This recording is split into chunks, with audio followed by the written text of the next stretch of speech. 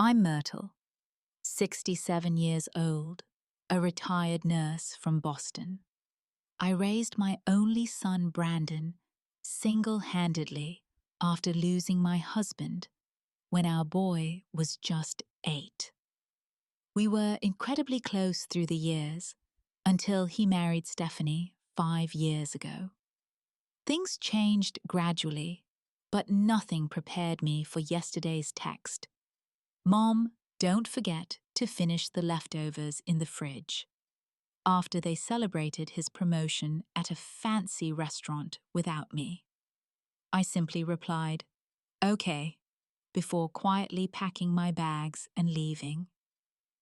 Where are you watching from? Hit that like and subscribe button to see what happened when they came home drunk and discovered what I'd done. Life wasn't always easy for Brandon and me. After my husband Thomas died unexpectedly from a heart attack, I was left to raise our 8-year-old son alone. We had some insurance money, but it wasn't nearly enough to sustain us long term. I worked 2 jobs. My regular nursing shifts at Boston Memorial Hospital during the day, and weekend shifts at a local clinic. Despite the exhaustion, I made sure Brandon never felt neglected. Those early years were tough but precious. Every evening, no matter how tired I was, we'd sit together at our small kitchen table. I'd help him with homework, and we'd talk about his day at school. Brandon was such a bright child, always curious, always reading. Even when money was tight, I made sure he had books and learning materials. His education was my priority. As he grew into a teenager, our bond only strengthened. While other mothers complained about their rebellious teens, Brandon remained thoughtful and considerate. He understood our financial limitations and never demanded expensive things like other kids his age. Instead, he focused on his studies, determined to earn scholarships for college. We had our special traditions that kept us close. Every Sunday was our day together. We'd make pancakes in the morning, then either visit a museum using free admission days or simply walk through Boston Common talking about everything and nothing. During holidays, we'd volunteer at the local shelter before coming home to enjoy our modest celebrations. Brandon's hard work paid off. He earned a full scholarship to Boston University, studying business and finance. I'll never forget his graduation day. Watching him walk across that stage in his cap and gown brought tears to my eyes. All those years of sacrifice had been worth it to see him succeed. After graduation, Brandon landed a job at a financial consulting firm. He quickly rose through the ranks, his natural intelligence and work ethic making him stand out. As his salary increased, he insisted on helping me financially, even paying off the remaining mortgage on my small apartment. I was so proud of the man he'd become. Our weekly Sunday dinners continued, even after he started working. He'd come over with tales from the office, and I'd prepare his favorite meals. Sometimes he'd bring laundry, not because he couldn't do it himself, but because he knew it made me feel needed and useful. Then, 6 years ago, everything changed when Brandon met Stephanie at work. She was ambitious and polished, working in the marketing department of his firm.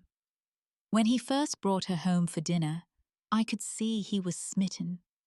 Her sharp wit and confidence had captivated him, and I was genuinely happy seeing my son in love.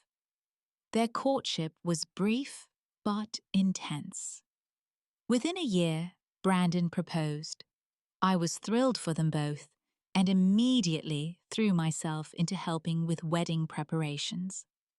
Though Stephanie's parents were wealthy and covering most expenses, I insisted on contributing what I could, using a significant portion of my savings to pay for the rehearsal dinner. I wanted to show that I valued this union too. The wedding was beautiful, if a bit more extravagant than I would have chosen. Brandon looked so handsome in his tuxedo, and Stephanie was stunning in her designer gown. As I watched them exchange vows, I felt optimistic about welcoming a daughter into our small family. After the honeymoon, I continued to support them, helping them with the down payment for their first home. It was a modest townhouse closer to the city, and I spent weekends helping them paint and decorate. I wanted Stephanie to feel that I respected her space and choices, so I was careful to offer suggestions only when asked. I truly believed we were building a wonderful extended family together. The changes in our relationship were subtle at first. Brandon's calls became less frequent, with conversations growing shorter. "Sorry, Mom, we're just so busy with work," became a common excuse. I understood. Young couples need their space, and I didn't want to be that clingy mother-in-law. Our Sunday dinners gradually dwindled. First, they'd come every other week instead of weekly. Then it became monthly, with last-minute cancellations becoming increasingly common. Stephanie made plans with her college friends, or "We have a work event we forgot about," Brandon would explain apologetically. When they did visit, I started noticing Stephanie's subtle comments. "The apartment seems smaller each time we visit," she once remarked while looking around my modest home. Another time she said, "Don't you think these curtains look dated, Brandon? Maybe we should help your mom redecorate." Her tone wasn't overtly rude, but there was always an undercurrent of judgment. Family decisions that once would have included me were made without my input. I learned they were considering a trip to Europe for Christmas, only when they mentioned it in passing during a brief visit. "Oh, didn't Brandon tell you? We've been planning this for months," Stephanie said, giving my son a look that made him shift uncomfortably. That first Christmas after their wedding was particularly difficult. For years, Brandon and I had our own holiday traditions: baking cookies, using my mother's recipes, watching old Christmas movies, and opening one gift on Christmas Eve. That year, Stephanie announced they would be spending Christmas Eve and morning with her family, offering to visit me in the late afternoon of Christmas Day. When they arrived, they seemed tired and already full from their earlier celebration.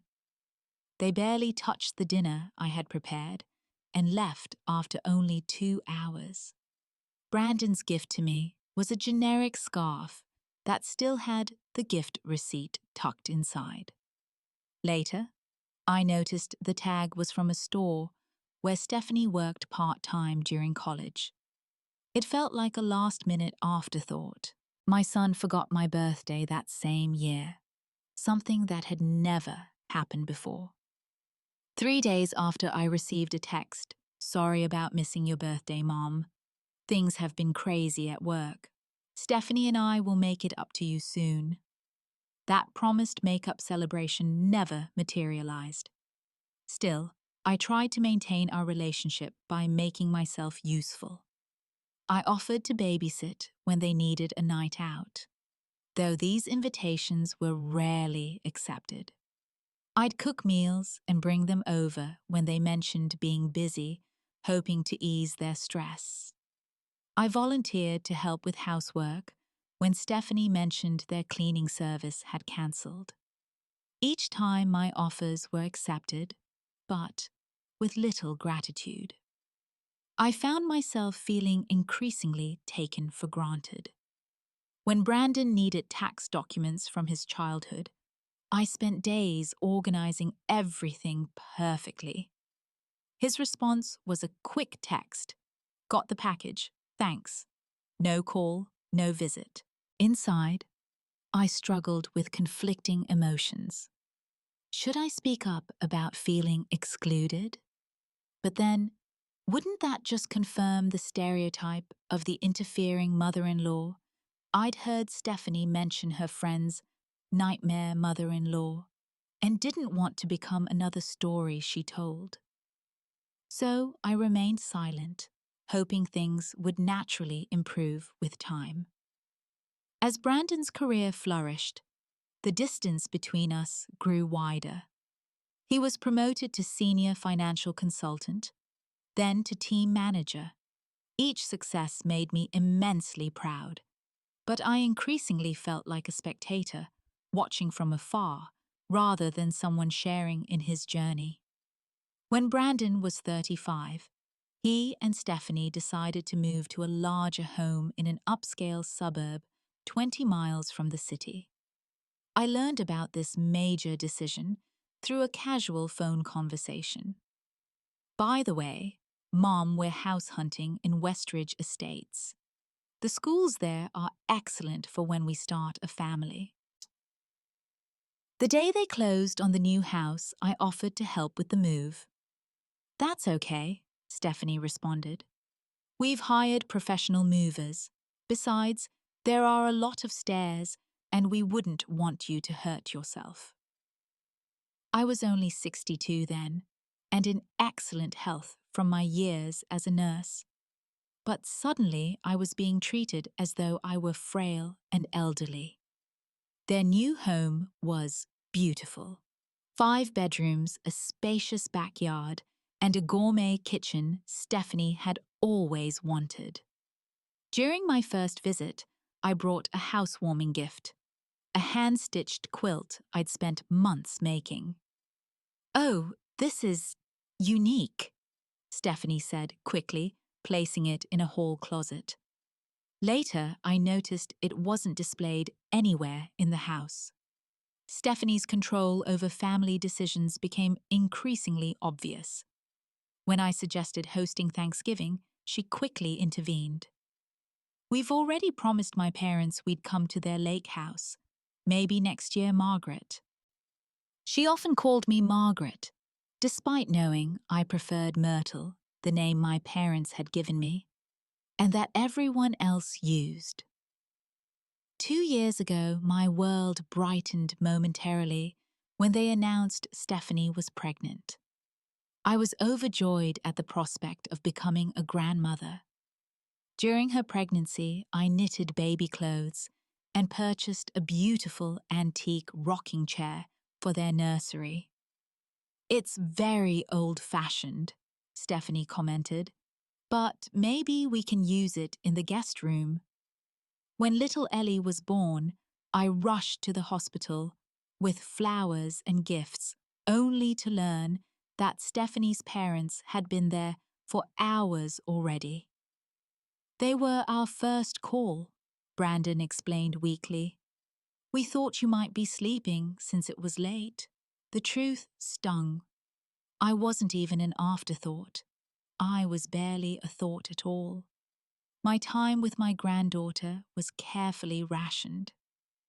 "We're on a strict schedule with Ellie," became Stephanie's standard explanation for why I couldn't visit or babysit. "She gets very fussy with disruptions to her routine." Yet social media showed Stephanie's mother babysitting regularly. My birthday dinner the following year was downgraded from our traditional celebration at my favorite Italian restaurant to a quick lunch at a casual cafe. "Ellie needs her afternoon nap," Stephanie explained, checking her watch repeatedly throughout our brief meal. Brandon presented me with a gift card to a department store handed to me in the greeting card envelope, without even a personal note added.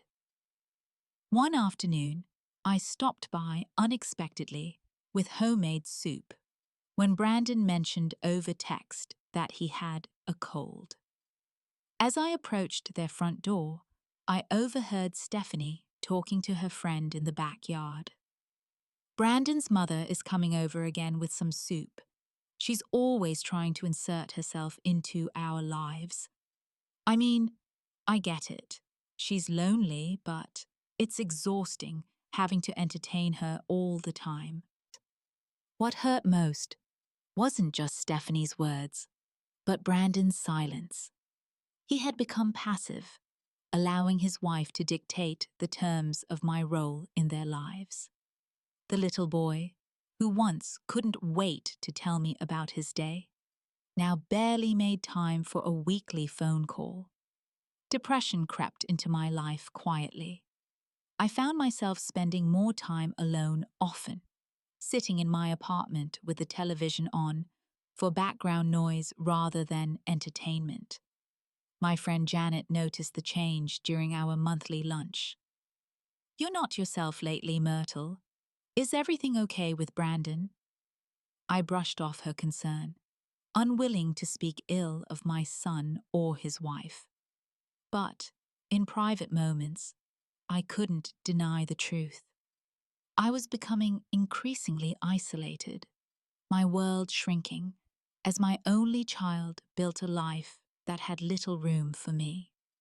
The vibrant, capable woman who had raised a child alone while working 2 jobs was fading, replaced by someone who measured her worth by the crumbs of attention thrown her way. Last Monday started like any ordinary day. I was enjoying my morning coffee while browsing social media when a post from Brandon's colleague, Thomas, appeared on my feed.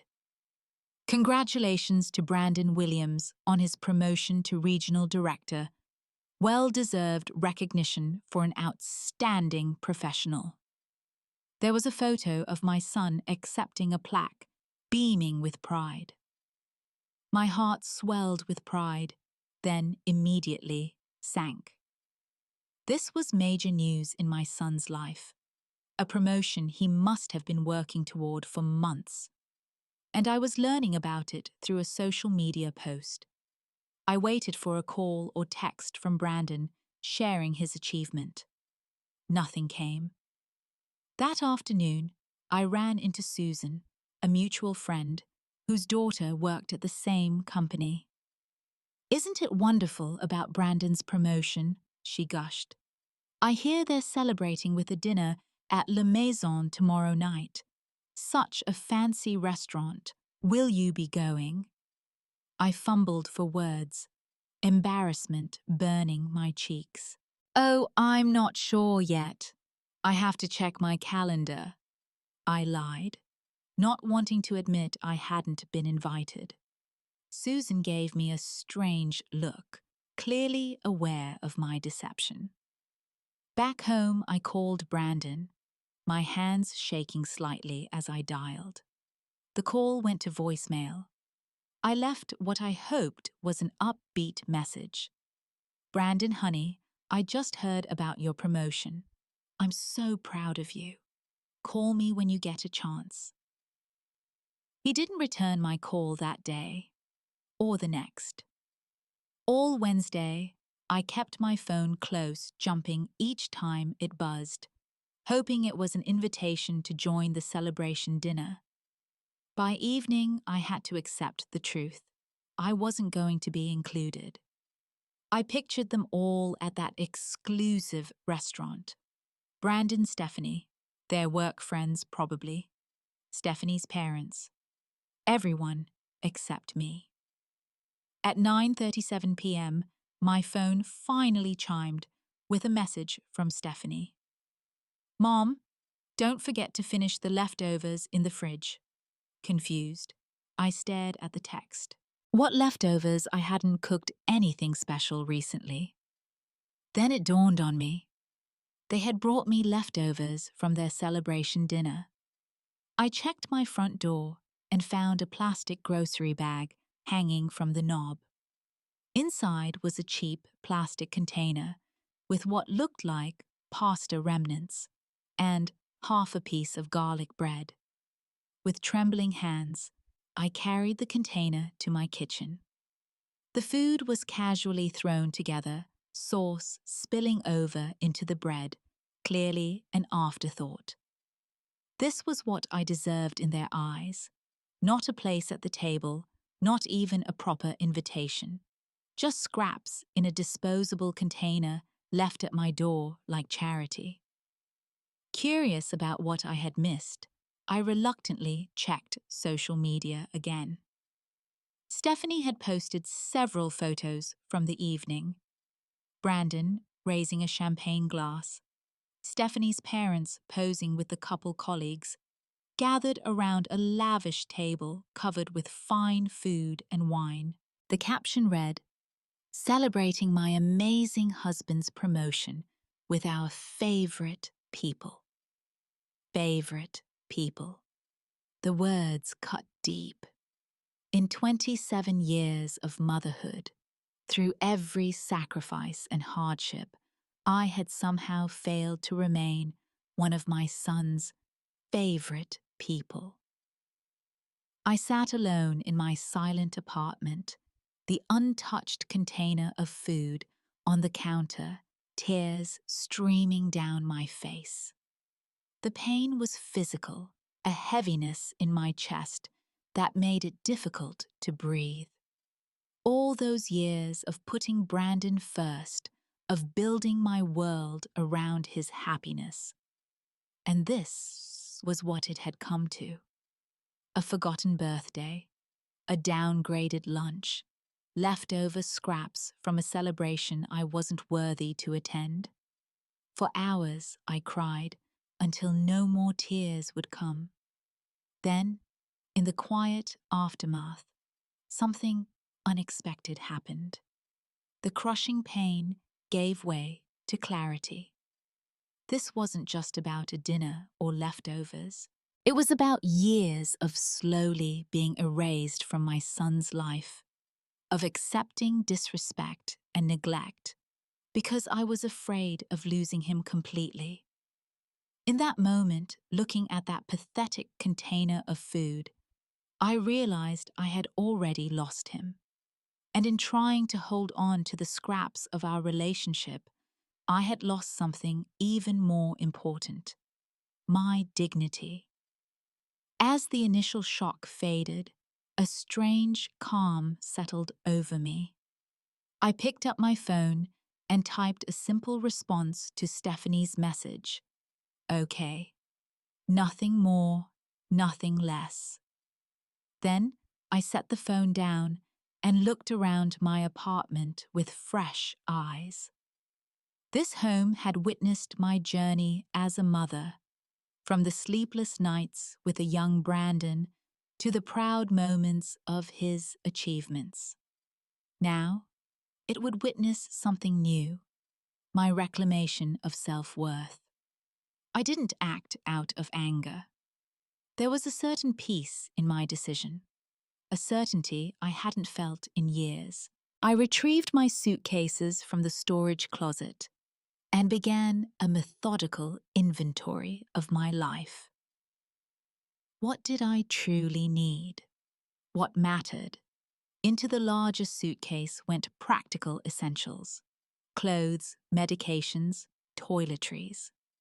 The smaller one I reserved for irreplaceable treasures: photo albums from when Brandon was small, Thomas's wedding ring, my mother's Bible, and a few cherished books. Everything else, the furniture, kitchen items, decorative pieces, suddenly seemed unimportant. I called Janet, my voice steady despite the lateness of the hour. "Myrtle, is everything okay?" Her concern was immediate. "No, Janet, it's not, but it will be." I explained my decision, half expecting her to try to talk me out of it. Instead, after a thoughtful pause, she said, "You know, I've watched you shrink yourself for years to fit into the space they allow you. Maybe it's time you expanded again." Her understanding gave me strength. I mentioned Sunset Gardens, the senior living community I'd quietly toured 3 months earlier, after another disappointing interaction with Brandon and Stephanie. At the time, I'd told myself I was just exploring options for someday. Now, someday had arrived.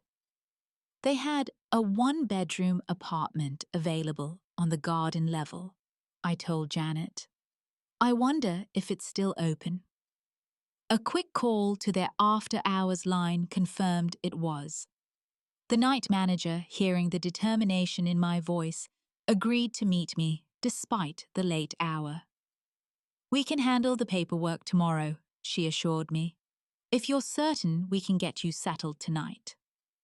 While packing, I discovered items that reinforced my decision.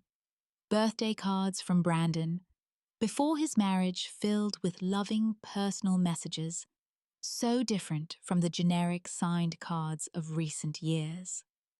A Mother's Day letter, where he'd written, "You're my hero, Mom." When had I stopped being his hero? When had I become an obligation instead of a joy? Before leaving, I sat at my small writing desk and composed a letter. I didn't write from anger or blame. Instead, I expressed my love for Brandon and my hope for his happiness. I explained that I needed to create a life that honored my worth, just as I had taught him to value himself. I didn't mention Stephanie or the leftovers. This wasn't about punishment, but about healing. I placed the letter prominently on the dining table, anchored by the untouched container of food. Around it, I arranged family photos in a semicircle. Brandon's graduation, his childhood soccer games, the two of us at the beach, the summer after Thomas died. Silent witnesses to a shared history that seemed forgotten. With one last look around, I quietly closed the door behind me. In the taxi to Sunset Gardens, I felt a curious mixture of grief and liberation. Something was ending, yes, but something else was beginning. The night staff at Sunset Gardens welcomed me with unexpected warmth. Maria, the evening manager, helped carry my bags to the garden-level apartment, apologizing that it wasn't fully prepared. "We usually have everything perfect before a new resident arrives," she explained, fluffing a pillow on the sofa. "It's perfect as it is," I assured her, and somehow it was. The small apartment was clean and bright, with large windows that would overlook flowering gardens in daylight. The furnishings were simple but comfortable, a far cry from the antiques Stephanie had once described as outdated in my former home. After Maria left, promising to help with formal paperwork in the morning, I unpacked just enough for the night. Sitting on the edge of the unfamiliar bed, I finally checked my phone. No messages from Brandon or Stephanie. They probably assumed I was asleep, the dutiful mother-in-law obediently eating her leftover pasta. A soft knock on my door surprised me. It was Gloria, my new next-door neighbor, an elegant woman with silver hair and bright, curious eyes. "I hope I'm not intruding," she said, but I saw the lights, and Maria mentioned we had a new neighbor arriving unexpectedly. "I thought you might like some tea." Under normal circumstances, I might have politely declined, too overwhelmed by the day's events for socializing. Instead, I found myself inviting her in. Over cups of chamomile tea, I shared an abbreviated version of my story. Gloria listened without judgment, occasionally nodding in understanding. My daughter went through a phase like that when she first married, she confided. Thought her husband's family walked on water while I was just the inconvenient mother who didn't know anything. Took about 5 years before she realized what she was doing. She patted my hand. Some lessons have to be learned the hard way, by them, not just by us. After Gloria left, I prepared for bed in my new home. There was a strange peace in the unfamiliar surroundings. For the first time in years, I didn't feel like I was waiting for a call, waiting for an invitation, waiting to matter again. Before turning off my phone for the night, I sent one brief text to an old nursing colleague who lived near Brandon. I'm safe and well, but taking some time for myself. If Brandon or Stephanie contact you, worried about me, please let them know I'm fine. I'll be in touch with them when I'm ready. Then I silenced the ringer and placed the phone in a drawer. That first night brought surprisingly restful sleep, free from the anxiety that had become my constant companion. I woke to sunlight streaming through the windows and the distant sounds of community breakfast being prepared in the main building. Later that morning, while completing paperwork to formalize my move, the receptionist mentioned several missed calls on their office line. A Brandon Williams has been trying to reach you since early morning. He says he's your son and it's urgent. Checking my own phone, I found 23 missed calls and 16 text messages growing increasingly frantic. Mom, where are you? Call me. Mom, we stopped by and you're not home. Getting worried. Mom, please call me back. We're really concerned. We're calling the police if we don't hear from you soon. The last message made me pause. Mom, we found your letter. Please just let me know you're safe. I'm so sorry. The night security guard had also left a note the previous evening around midnight. A couple matching Brandon and Stephanie's description had arrived at my old apartment clearly intoxicated and demanding entry. When they'd used their emergency key and entered, their shouts of surprise had disturbed neighbors. According to the guard, the woman had become hysterical upon finding the apartment partially emptied, while the man had sat at the table holding my letter, his head in his hands. I felt a momentary urge to call immediately to ease their worry. Then I remembered years of unreturned calls of anxiety when Brandon went silent for weeks. This was not about revenge, but they needed time to truly understand the impact of their behavior. I sent a simple text. I am safe and well. I need some time. Please respect that. Then I turned my attention to setting up my new home and beginning my new life. For the first week at Sunset Gardens, I focused entirely on self-care. I joined a gentle yoga class, attended community meals, and spent hours in the small library. Gloria introduced me to her friends, never revealing the circumstances that had brought me there so suddenly. This is Myrtle, my new neighbor, was all she said, allowing me to share my story at my own pace. Brandon continued calling daily, his voicemails evolving from concerned to remorseful. Mom, I don't know how things got so bad between us. Please give me a chance to make it right. Stephanie called too, her messages more defensive at first. We never meant to hurt you. You're overreacting to a simple misunderstanding.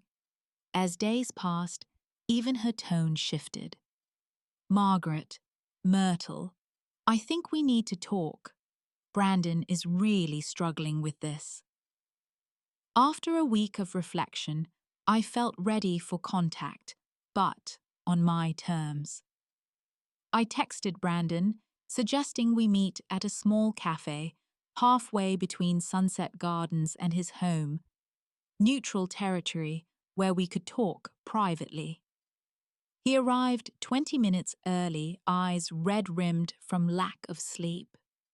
When he saw me, he stood so quickly, he nearly knocked over his chair. "Mom," he whispered, embracing me tightly. "I was so worried." We sat across from each other, 2 cups of coffee between us, like a small barrier. Brandon spoke first words, tumbling out in a rush of emotion. "I've been the worst son. I didn't see what was happening, how we were pushing you aside, taking you for granted. That night, finding your apartment like that, reading your letter. It was like waking up from a bad dream and realizing it was all real." Tears streamed down his face.